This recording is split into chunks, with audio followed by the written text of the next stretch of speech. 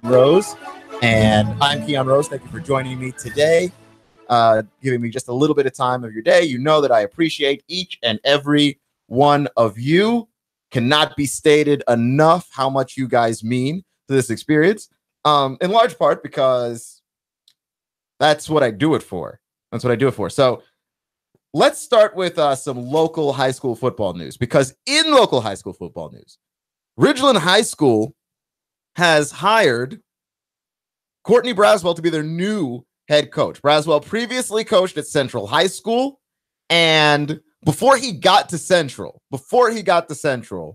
Central was 0-10, which is a pretty terrible place to start, as you all know, and you all may or may not have guessed. Not a good place to start. And he was able to build on that, and he was actually able to, in his time at Central High School, make the playoffs basically the 2 years that he was there. And that's a gigantic turnaround. That is a stupendous turnaround, in fact. And so, yeah, I think that this is a good hire for Ridgeland, who are trying to replace Wesley Tankersley, who coached there last year, was 11-1. He took a head job over at Stevens County. I think that this is a good hire for them. Courtney Braswell, he's a young guy. He's 30, and he's trying to. He seems to be a climber, right? And I think Ridgeland High School, they've got some winning traditions that they'd like to go ahead and continue. I think that he could be the guy for the job. He's been an assistant coach for several area schools. And so this next stop for Braswell, I think it's a really, really good fit. I think this leaves Central High School with a hole to fill, obviously, for a guy that was able to get them to the playoffs, to get them some success even in the regular season. Even, in his first year, you show up and you go 7-5 in a regular season after your school goes 0-10. Right, to be able to do that is big time. And so, good luck to Coach Braswell, and good luck to Ridgeland High School for what it is that they were able to do there. I do want to revisit the Lamar Jackson story. I want to shift gears here and revisit the Lamar Jackson story from yesterday, because Lamar Jackson played at the University of Louisville, and I believe he electrified the college football world in his time that he was playing there. I understand that he's not the perfect quarterback, right? Like Lamar Jackson does have flaws. The man completes 57 to 58% of his passes. This is not particularly amazing in any particular kind of way when you consider that he's in the Mountain West Conference. But of course, I don't think that you can count percentages by themselves. Louisville had a bad receiving core last year. Okay, like you got to take that into account, which is, I think that they were very high in the nation in drops. I think they had 12% drop rate, which was pretty high. And they were actually, in the season that Lamar Jackson won the Heisman Trophy, they were the highest in terms of drop rate, right? Like they had a 25% drop rate, which is this is ridiculous. Like there is no way that you can have any degree of high accuracy with that. And so like Lamar Jackson actually, I thought, did better. But I think that when you want to pigeonhole somebody, when you want somebody to be a wide receiver, let's say in the case of Bill Polian, and you really want them to be a wide receiver, you're going to make up whatever reasons it is to get them to be the thing that you want them to be, right? And again, and maybe I am seeing it where it doesn't exist, but I'm seeing shades of racial undertones here, because the reasons that are being given for Lamar Jackson being a wide receiver are, well, look at his passing stats. He's got a lot of yards. He rushes for a lot of yards, but he's not really accurate. And Lamar Jackson, by the way, is not any less accurate than Josh Rosen, UCLA. No one's talking about Josh Rosen becoming a wide receiver. He's got a better passing percentage than Josh Allen up in Wyoming, who is, last year he didn't look great at all. And we're still talking about this guy being a first rounder in the NFL draft. And he completed what, 56% of his passes? I mean, that's not good. Now, again, I'll give Josh Allen and extend to Josh Allen the same courtesy that I would extend to Lamar Jackson and say he didn't have great receivers either, and his offensive line was a dumpster fire. Like, it wasn't like he was playing with a bunch of all pros, but I will say no one is suggesting that Josh Allen and Josh Rosen, who are both white, no one's suggesting that either of those guys change their positions because they're less than 60% passers. The only person we're having this conversation with is Lamar Jackson. His throwing motion is somewhat unconventional, but so is Jimmy Garoppolo's. Like, we've seen this. So where are we drawing the line, right? And Bill Polian said another thing too, which is just absolutely wild, which he said that Lamar Jackson is too small to be a quarterback in the NFL. And what? This is the same Bill Polian, by the way, who thought that Johnny Manziel was a good pick for the Browns. Johnny Manziel is 5'11". That's basically my height. It's like, I can't be a quarterback in the NFL at my height. Lamar Jackson is 6'3". 6'3" is tall enough, right? Like, the cutoff point, from what I understand, for quarterbacks is 6'3". That if you're below 6'3", the odds that you're going to be a starting quarterback in the NFL with a sustained career drops dramatically. So yeah, Lamar Jackson's right at the cutoff point, but he's fine. 6'3" is tall enough. Like, if you want to talk about the reasons why you think that Lamar Jackson can't be an NFL quarterback, I think you have to go to the mental side of the game and just say Lamar Jackson does not understand how to dissect the defense. And he doesn't know how to dissect the defense because he was never asked to. His offenses were never about that, right? They were very simple offenses. And what you're saying is, can this guy come in? Can he learn to acclimate to an NFL offense, which they're wildly complicated? Can he acclimate to it? And can he go out there and win some football games that way? And honestly, yes, I think he can. And I know he can, because if you have the right coach, you can do it. I don't think he should start right away. But again, you have the right coach who can capitalize on those talents. You can do it. We've seen coaches who are capable of taking quarterbacks who are considered run-first guys who maybe don't understand NFL offenses and defenses the way they should when they first get into the league, and help that person by simplifying the offense and letting them use their athleticism in the meantime, right? We've seen this. We've seen this with Cam Newton. We actually saw it. We saw it a lot with RG3 in that rookie year that he had. And again, RG3 had his athleticism robbed of him because of a freak injury, really.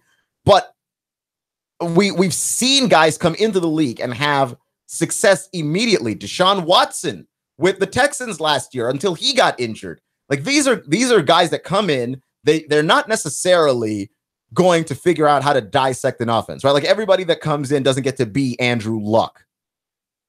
They don't understand how it works from the beginning, right? Like, everybody can't come in and be Carson Wentz,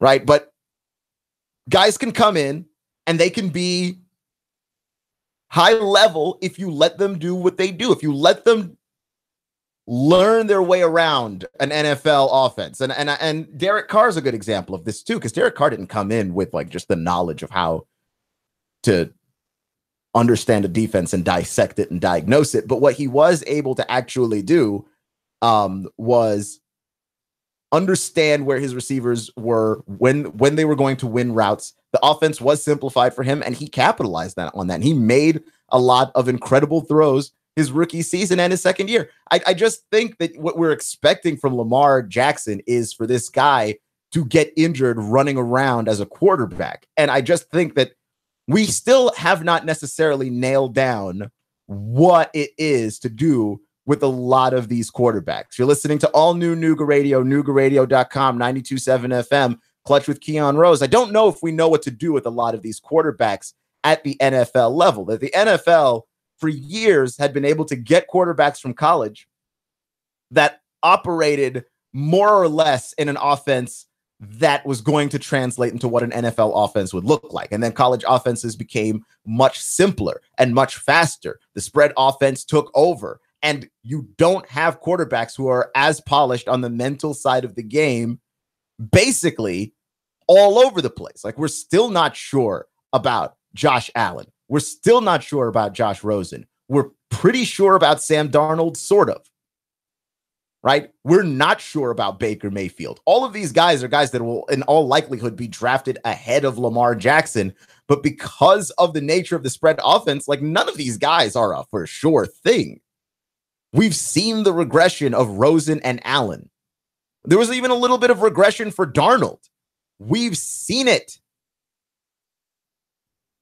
Right? And Baker Mayfield didn't regress. Baker Mayfield took gigantic steps forward every single year. And we still have questions about Baker Mayfield, because Baker Mayfield, by the way, who is smaller than Lamar Jackson. So if, like, Lamar's too small to play quarterback, then what on earth is Baker Mayfield, who's 6'1" and also a highly mobile quarterback? Like, and this, like, I don't want to, like, turn it into a race thing, but it is a little.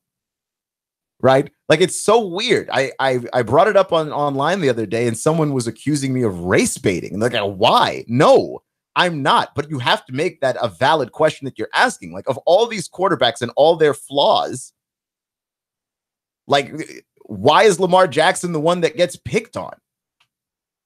Why is he the one that has to become a wide receiver? That's the thing that I'm wondering about that particular criticism, and it's not one that we haven't heard before. Quarterbacks have been asked to change position in that way, and I find it interesting because we saw a lot of flaws, let's say, in Ryan Tannehill's game. Ryan Tannehill played at Texas A&M, and now he's with the Dolphins. We saw a lot of flaws in Ryan Tannehill's game, and no one asked if Ryan Tannehill would be better off as a wide receiver, even though Ryan Tannehill in college actually played wide receiver before he became quarterback, right? Like, he was actually recruited as a wide receiver to Texas A&M. And yet we never asked that question of him. It seems to usually be the players who are black that are being asked to change their positions, especially, and it's not every black quarterback. Okay. Like that's the thing.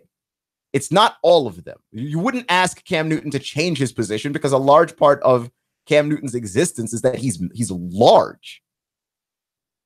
Right? He's fast and he's enormous.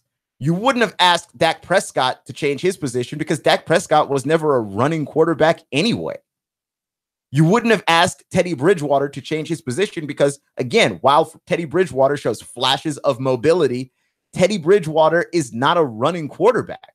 But if the quarterback's got mobility and he's black, it seems to be a natural next question to ask: should that guy be playing quarterback? And I just find that to be alarming, because I see it almost every year, right? The same questions were asked of RG3. Terrell Pryor had the same questions asked of him and ultimately did wind up changing his position to wide receiver. Granted, he did get the chance to play quarterback first, but he changed over to wide receiver. I just bristle at this idea that these guys have to change their position. There's something there. And I'm not saying it's constant, and I'm not saying that that's all the story is, but it is something that is worth considering. Because nobody asked Johnny Manziel, who ran around a lot, who didn't understand an NFL offense and who was rather short, to change his position, right? Like, and Johnny Manziel is very athletic. You could have made the argument that if you wanted to convert Johnny Manziel over to wide receiver, you could have done it. He's an incredibly athletic guy. So I don't know. You're listening to All New Nooga Radio, NoogaRadio.com, here on 92.7 FM, Clutch with Keon Rose. There are a lot of questions there, and I don't have the answers to those questions. Neither does Tom Coughlin. Well, Tom Coughlin didn't even have the question, right? So the Jacksonville Jaguars, not unlike Muhammad Ali versus Sonny Liston, shocked the world by actually being a good football team last year, which is surprising for just a litany of reasons. Mainly being that the Jaguars are terrible generally, but they built an incredible defense, and Blake Bortles played like a decent quarterback, right? Like, for the first time in his career, it looked like Blake Bortles became the quarterback we all thought he could be if he finally put it all together, right? Which was not great, And it was up and down and it was inconsistent, but he played really well for long stretches of time. And I was wondering the same question I think a lot of football fans are wondering, especially if you're the Tennessee Titans, because the Jaguars are in your division. And I don't think that if you're the Titans, you really want to finish second to that team again, because there's only but so much room in the playoffs. And if you leave it up to a wild card spot, there's just no guarantee that you get in there. And I think that the Titans actually have, overall, offense and defense, the best roster in the division. I don't think they have a better defense than Jacksonville does, but I like their offense better than I like Jacksonville's offense. And if you were just to average out the team as a whole, I think that the Titans are actually the better team. So you're trying to figure out, like, what are the Jaguars going to do next so you can figure out how to counter. The Jaguars might not bring back Blake Bortles. And Blake Bortles said this on Barstool Sports, their show, Pardon My Take. Blake Bortles was talking about how he didn't even have an exit interview. They didn't bring him back for an exit interview, which is usually terrible. Usually they bring you back for an exit interview and they ask you a bunch of questions about last season and about your future plans in your career. I mean, they try and assess what to do with you, essentially, over the offseason. And there was no exit interview for Mr. Bortles. There just wasn't. It's crazy. This is what Tom Coughlin actually said instead of interviewing him before the offseason. He turned to Blake Bortles and he said, "Hell of a first half you had." And then he walked away. The first half that he's referring to, of course, is the first half of the last game of the Jaguar season, where they lost to the Patriots in the playoffs. They were beating the Patriots in the playoffs. They were up double digits going into halftime, and they wound up losing the game. And Blake Bortles much better in the first half than in the second half. Granted, the Patriots do that to a lot of people, right? And it's not that Blake Bortles was just better in the first half than in the second half. It's that the Patriots adjusted and made him worse in the second half. They're the best halftime adjusting team in football. You can't do the same thing against the Patriots in the second half that you did in the first half. Right? And they had to play it conservative because I don't think that they really trusted Blake Bortles all that much to go out there and win them the game. I just don't think they trusted him. But I think we can safely assume Blake Bortles, he ain't playing with the Jags anymore. I don't know where he winds up. Like, who's going to take a risk on Blake Bortles? Is Blake Bortles going to be cool with being a backup somewhere? Because I think that if the Jaguars don't believe in Blake Bortles, because there are just a number of guys available as a free agent. You've got Kirk Cousins out there. You've got basically all of the Vikings quarterbacks, right? You've got Bridgewater, you've got Sam Bradford, and you've got Case Keenum. You've got all of those guys out there just ready to go. Those guys are going to get divided up amongst a number of teams. You've got the young guys in the draft that I was talking about earlier: Lamar Jackson, Baker Mayfield, Josh Rosen, Sam Darnold, Josh Allen. So a lot of teams are going to fill up their quarterback spots pretty nicely. The question that I have for those people is this. Anybody want to take a shot at Blake Bortles? Anybody? Bueller? Anybody? Because, I mean, he played his best football last year. So what he has shown us is that you actually can get something out of him. Now, I should point out that the offense wasn't Blake Bortles. And if you bring Blake Bortles in to be your quarterback, your offense, under no circumstances, can actually be Blake Bortles, right? Like, the Jaguars' offense was Leonard Fournette. And I feel like that makes a ton of sense, because Leonard Fournette is an actual monster of a human being. It's like impossible to tackle. He's a human sledgehammer. Leonard Fournette is a monster. Your offense, if you have Leonard Fournette on your team, ought to be Leonard Fournette. It really should be. That, and Blake Bortles got some pressure taken off of him. So if you've got the offense for it, but Blake Bortles, there were times last year where he looked very Ben Roethlisberger. He looked like he was able to calmly dissect the defense, make the right throws. He's very large, so you can't just bring him down with a single guy. He made smart decisions. I don't know what you do if you've got Blake Bortles as your guy. I'm not entirely certain. But what I will say is someone's got to take a risk on him because we still have a quarterback shortage in the NFL. You're listening to all new Nooga Radio, NoogaRadio.com, Clutch with Keon Rose. There is a basketball team that has a corrosive work culture. We'll talk about that in a second.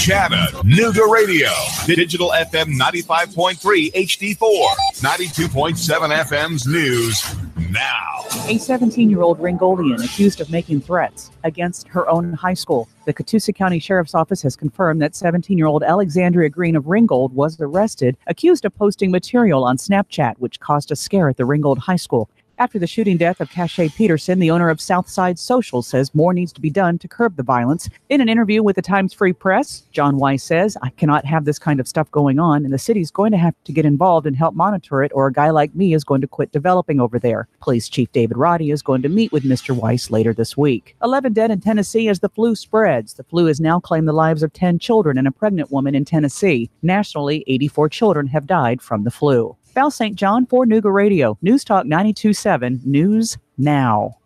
Traffic, news, and information. Nooga Radio, Digital FM 95.3 HD4 and 92.7 FM. Expect fair to partly cloudy skies to continue through your nighttime. Cold overnight, lows mid and upper 20s. Now for your Wednesday, look for some sunshine with a breeze out of the north, though. Quite cold, highs up around 40 with more mainly dry and cold weather expected through Friday. Celebrate the new year with Dixieland Fireworks, locally owned with the largest selection around. A Black Hat dealer with the lowest prices in Dixie. Dixieland Fireworks, just off I-75 on Ringgold Road, East Ridge. And I'm Storm Team 12 Chief Meteorologist Patrick Hoare.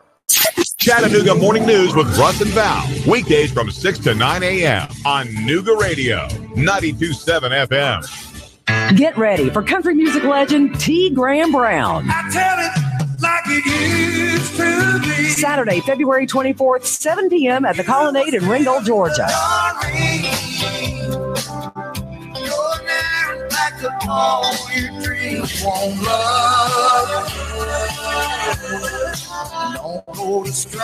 T. Graham Brown with special guest Robbie Hopkins. Tickets on sale now at colonnadecenter.org. Get your tickets now for T. Graham Brown. Oh man, rush. I've got to get stuff for the party. Where can I go that's going to give me a wide selection of beer, wines, and spirits? Oh, I've got it. I'll go to Harry's Wine and Spirits, Signal Mountain. Maybe East Brainerd Wine and Spirits in East Brainerd. I could go to Riley's Wines and Spirits in Hickson. Wow, look at the huge selection in here. Look at these great prices. Amazing. Oh yeah, I'm going to find something for my lady too. I'm going to make this party a success. Make your party a success when you stop in at Harry's Wine and Spirits in Signal Mountain, East Brainerd Wine and Spirits in East Brainerd, and Riley's Wine and Spirits in Hickson.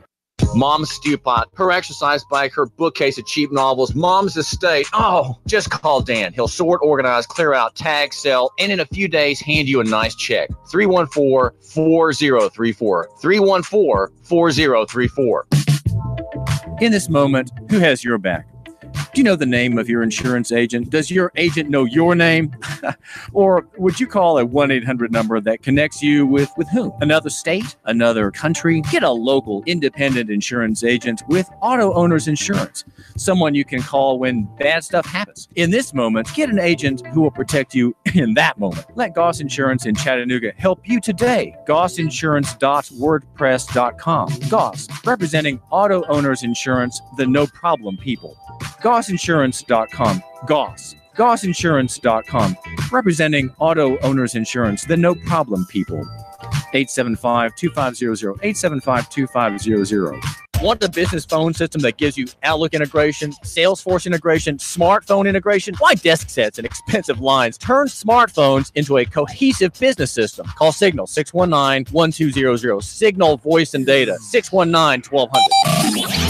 Nooga Radio, Digital FM 95.3 HD4 and 92.7 FM knows your opinion is important. So call 800-8949. Agree or disagree. Call 423-800-8949. 800-8949. Nooga Radio, 92.7 FM and 95.3 HD4. News Talk Nooga Radio. It's the moment you've been waiting for. Sam Jordan's Nooga Radio, 92.7 Sports. Now. You're listening to all new Nooga Radio, NoogaRadio.com here on 92.7 FM. You're listening to Clutch with Keon Rose. We got to get that bumper fixed, man. Got to get that bumper fixed. I'm gonna get that done tomorrow. I was working on it today, but I did not get it in early enough. So that's on me. I'm gonna have to be called Sam Jordan in the streets. I'm gonna have to be called Sam Jordan in the streets. That one's on me. But we got to talk. We got to talk some basketball here because the Dallas Mavericks are involved in something that is absolutely ridiculous. Now, Sports Illustrated wrote a story on this. All right, John Wertheim and Jessica Luther are the two writers for this Sports Illustrated exclusive story about the corrosive work environment in the Dallas Mavericks locker room. Right now, the Dallas Mavericks locker room is currently. Well, it's not the locker room. I shouldn't say the locker room. The organization. The locker room is actually fine. But there is a barrage of stories about sexual assault involving the, at the time, CEO of the Dallas Mavericks. And let me pull up his name here so I can say it correctly. Turdima Ussery is the guy. He's a CEO. And this guy was engaged in just heavy amounts of sexual harassment and sexual assault in the workplace, and that it was an entire locker room or entire organization involved in this, right? Like it was the culture of the entire workplace. And there's some shocking things from this piece that was written, right? Some of the shocking stories include Ussery propositioning women and fellow employees for sex. Warnings to these employees not to ever be trapped in an elevator with this guy. The workplace was described as a real-life animal house. HR was a nightmare. Nobody felt comfortable going to HR, in large part because Buddy Pittman, the head of HR, had two problems. One, he didn't have his own office, really. He had a cubicle that was in earshot of Ussery's cubicle. So, in other words, if you wanted to complain about the sexual harassment that was being perpetrated on you, you were actually sitting feet away from the perpetrator of the sexual harassment. The other thing is that Buddy Pittman had very strong political opinions that made a lot of people uncomfortable. And I think you should have political opinions, and I think you can have strong political opinions. But I don't think that you should express your strong political opinions at your job if you are the head of HR. And the reason I believe this is because people need to be comfortable going to you no matter what it is that they believe, right? There are just certain character traits that certain job descriptions should not have, right? Now, if Buddy Pittman wants to be very political outside of work, let him go for it. But in the workplace, he would send emails to people in the workplace about his stance on immigration and his stance on abortion and all of those things. And I think that maybe that's not appropriate for that workplace. And again, the head of HR, because what if someone is involved in something like that and they need to go to the head of HR to talk to them about that? You can't, because you feel like you've already lost before you've gotten there, right? It's sort of like creativity. I think creativity is a great trait to have, but every person shouldn't be creative. Right? Like if you have a creative painter, fair enough. If you have a creative radio host, that makes sense. You don't want your accountant to be creative. That's how you go to jail. That's how you have the IRS hounding you for the rest of your life. Right? If you have an accountant who's too creative. Like there's just certain traits that don't wind up being universal for every single job that exists. And I feel like maybe politically outspoken HR person might not necessarily be the best person for that workplace, right? And women in sports are already uncomfortable. And I say this, by the way, taking away the sexualizing aspect of it, right? Like just take away for a moment sexual harassment and sexual assault as things that happen to women in the workplace in a sports environment. Already there's still a level of being uncomfortable because you are the strong minority. You are so far outnumbered by your male counterparts. It's going to be at least somewhat unsettling when you're wondering how you're going to get ahead. If you're wondering if there's any discrimination against you and your competence level doing your job.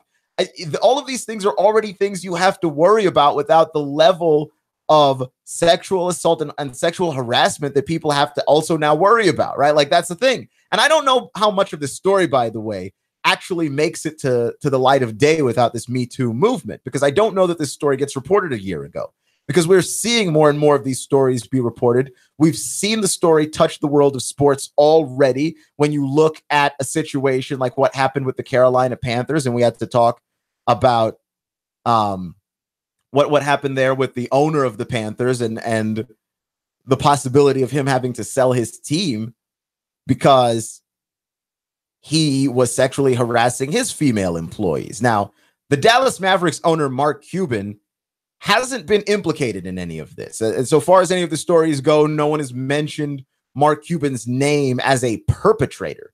But in terms of, did Mark Cuban know what was happening? Mark Cuban claims that he did not know, and that he's going to change things and that he's going to fix things. And that's a great sentiment. But I find it difficult to believe that Mark Cuban didn't know. He's the owner, and he's not just the owner, right? Because some owners actually probably don't know. There are a ton of owners that they have the basketball team, they set it up, and then that's it.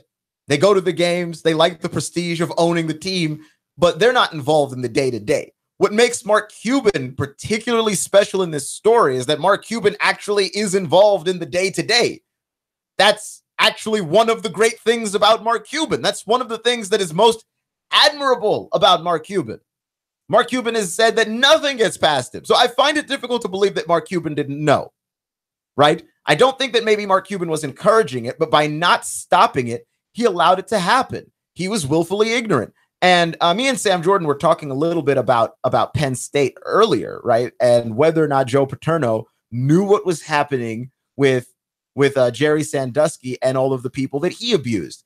And I am of the belief, with less proof, by the way, than what Sam Jordan has, because Sam Jordan's been involved with Penn State and knows much more about how that area and how that school works than I do.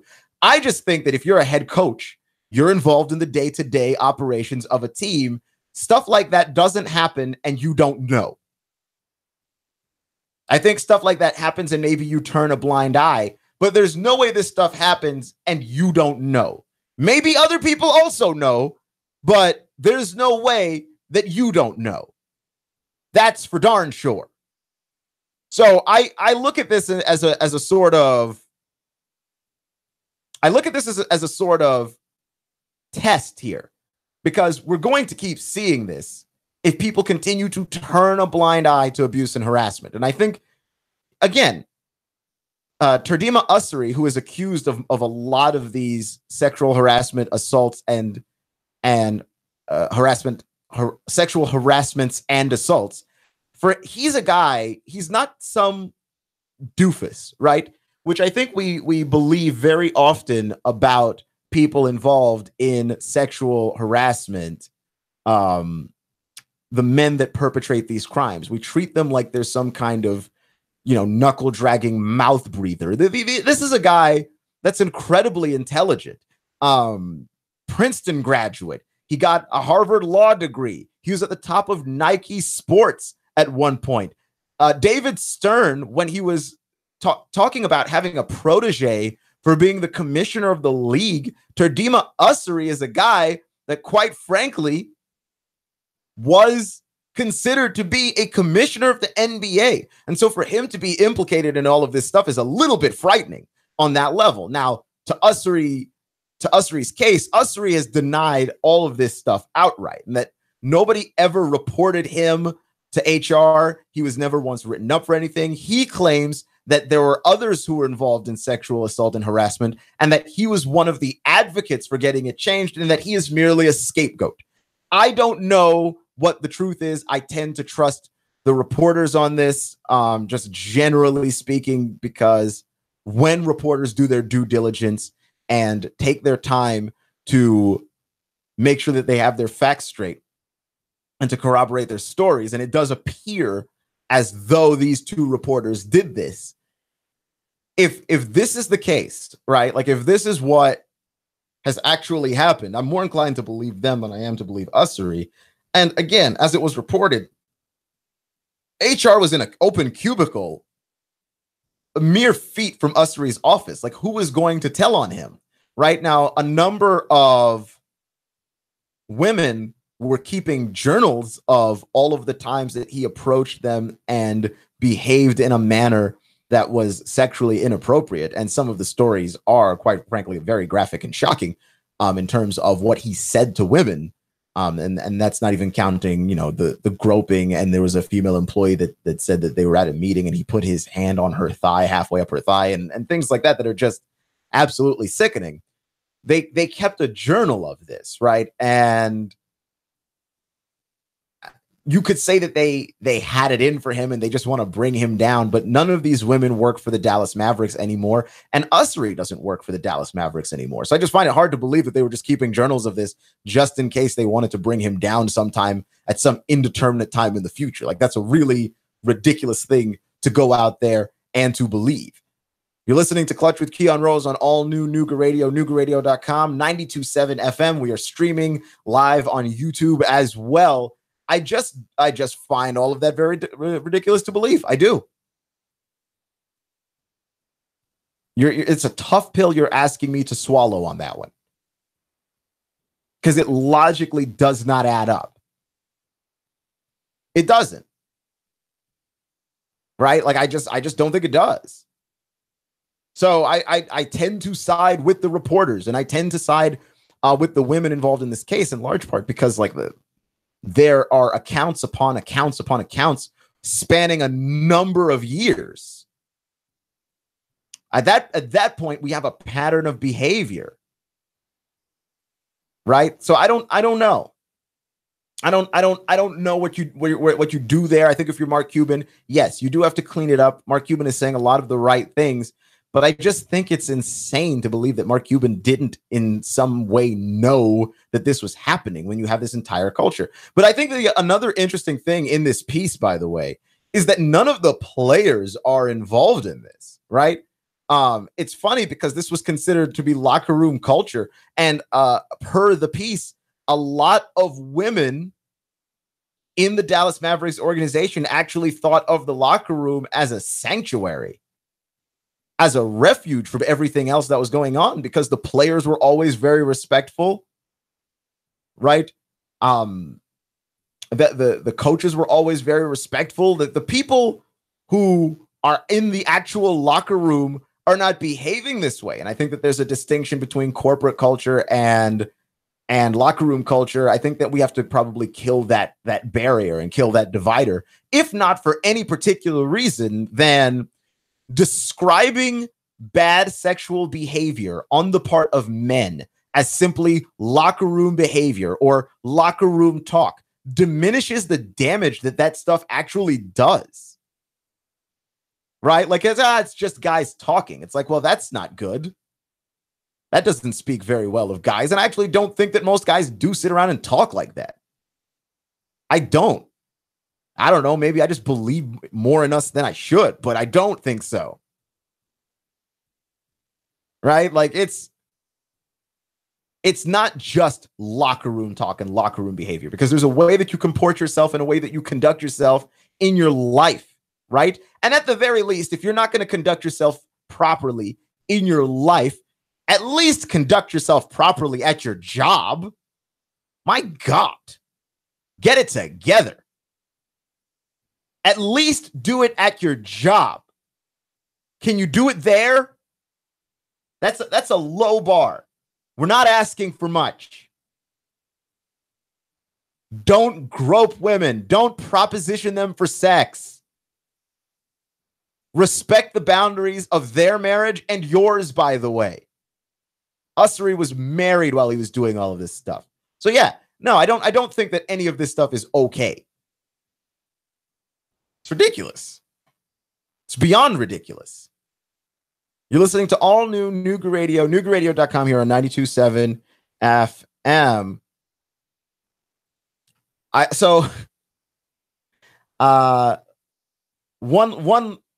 One baseball story, right? Because I think that we are wondering, I think if you are a baseball fan and spring training is here and I'm excited about the upcoming season.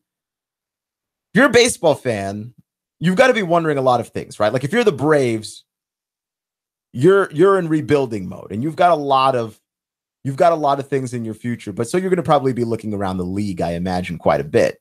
The Yankees and the Red Sox are interesting because they're in some kind of like arms race to see who can have the best lineup in the American League. Like some people believe it to be that the Yankees have the best lineup, and there's a good argument to be made for that as they have Aaron Judge and Giancarlo Stanton together, and those two guys are probably going to hit like just an enormous, like a fantastically enormous amount of home runs. But when I look at the Red Sox, like they were able to pick up JD Martinez, who, by the way, hit the third highest amount of home runs in the league after Judge and after Stanton, and had a better batting percentage than both guys, right? Like he just a better batting average than both of those guys. I think that the Red Sox are actually the better baseball team here. And I think we've elevated the Yankees to this pedestal in large part because we see the stars on their team and we just assume, well, yeah, the Yankees are just going to crush everything. And maybe they will, because it's hard to believe that Giancarlo Stanton and Aaron Judge won't hit something like a combined 105 home runs. But home runs aren't everything, right? Like we know this.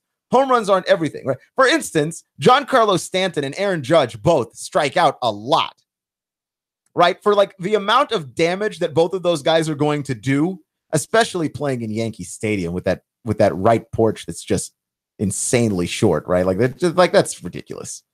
But they're going to hit a ton of homers, and they're going to be in Boston, and they're going to be in Baltimore, and those are hitter-friendly parks as well. Like both of these guys are going to hit a ton of home runs, but I still don't like the idea that merely because the Yankees were able to acquire Giancarlo Stanton, that they have become all of a sudden the class of the American League. And I don't believe either that they're going to be this somehow unbeatable powerhouse. Like, yeah, it's hard. It's hard to beat a team when you've got a guy like Giancarlo Stanton who's capable of hitting 59 homers in Miami. Right? The Marlins Park is a nightmare of a hitter's park. It's a gigantic park. And Giancarlo Stanton playing in that stadium hit 59 homers. That's incredible. So I can't imagine how many more he's going to crush as a Yankee. But he also strikes out a ton. And between Aaron Judge and Giancarlo Stanton striking out 1 billion times a game, like, are we really absolutely certain that the Yankees are going to be the best team in the American League? Like, I just don't see it. I really don't see it. Right? Like, I actually think that the Red Sox are ahead of that. And also, I think that, like, why are we somehow forgetting to talk about the Astros, who actually won the whole thing and are still there at the top? Like, they can pitch, they can hit, they're a well-rounded baseball team. Like, why are we somehow not talking about the Astros? We've just ascended the Yankees to the top. And this is why people hate the Yankees, by the way, because this is what is very easy to do with the New York Yankees. It's very easy to do. You just pedal them all the way up to the top, why don't you? And ignore other really good baseball teams. That would be like if, I don't know, like if the Cavaliers somehow added to their roster like Paul George or something in the offseason, right? And like just got even better and even deeper as a basketball team. Even that's not a good comparison. It would be like if you made a super team out of like the Spurs, right? Like if you were just to say, oh, look, the Spurs have LaMarcus Aldridge and Kawhi Leonard and well, you know, let's go ahead and give them Paul George too and what all the top free agents, and then to shoot them somehow past the Warriors and the Cavs who make it to the finals every year. That's exactly what that would be like. But we do it with the Yankees and nobody bats an eyelash. And I just find that to be very weird. Have the Yankees actually earned all of this hype that they're receiving? I don't think so. They're a very good baseball team, and certainly in their rebuilding, I think they're ahead of schedule. But let's not act like they've all of a sudden ascended to the peak of baseball. Let's see how these guys play together, and certainly let's see how they hit together, because there's no telling what that amount of strikeouts will do to a lineup. There's no telling at all. It's no way obvious. You're listening to all new Nooga Radio, NoogaRadio.com, 92.7 FM, Clutch with Keon Rose. Thank you for joining me today, making me just a small part of your day. You know that I appreciate each and every one of you. Remember, folks, it's not how you start, it's how you finish. Stay clutch, and I'll see you in 24 hours.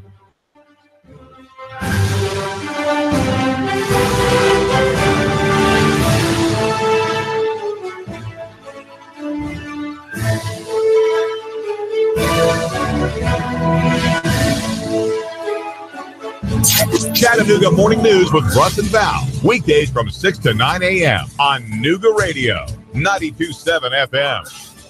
3, 2, 1.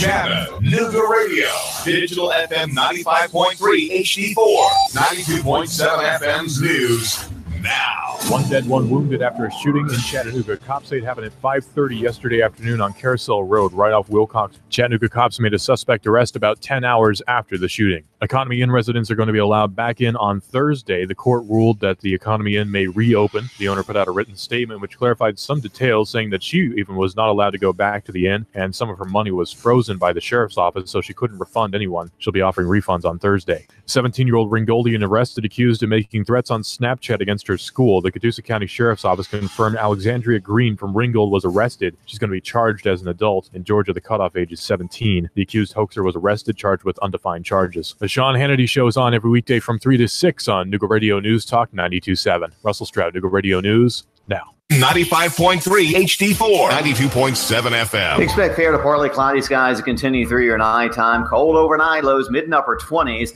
Now for your Wednesday, look for some sunshine with a breeze out of the north, though. Quite cold, highs up around 40 with more mainly dry and cold weather expected through Friday.